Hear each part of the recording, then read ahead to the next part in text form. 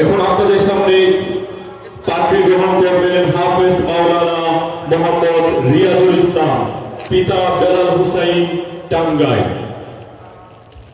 এখন পাগড়ি গ্রহণ করবেন হাফেজ মাওলানা রিয়াজুল ইসলাম সাহেব, পিতা বেলাল হুসাইন, টাঙ্গাইল।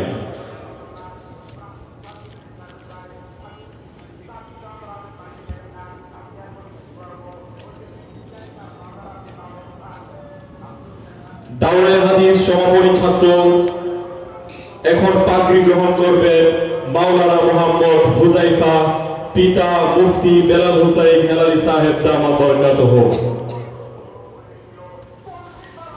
এখন পাগড়ি গ্রহণ করবেন মাওলানা মোহাম্মদ হুজাইফা, পিতা মোহাম্মদ মুফতি বেলাল হুসাইন সাহেব দামাত বরকাতুহু।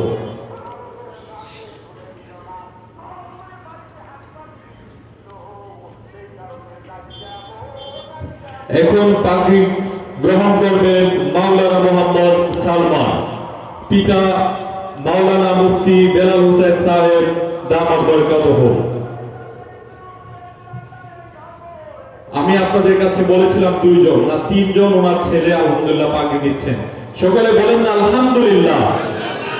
আল্লাহ রাব্বুল আলামিন তাদেরকে এবং যারা পাগড়ি নিচ্ছেন সবাইকে দ্বীনের খাদেম হিসেবে কবুল করুন। সকলে বলেন আমিন। আলহামদুলিল্লাহ। এখন পাগড়ি নেবেন মাওলানা মোহাম্মদ জামাল উদ্দিন মোল্লা, পিতা মরহুম কাজীমউদ্দিন মোল্লা সাহেব, বরিশাল। আল্লাহ রাব্বুল আলামিন এই পাগড়ি উসিলা করে তার বাবাকে জান্নাতের উচ্চ মাকাম দান করুন। সকলে বলুন আমিন।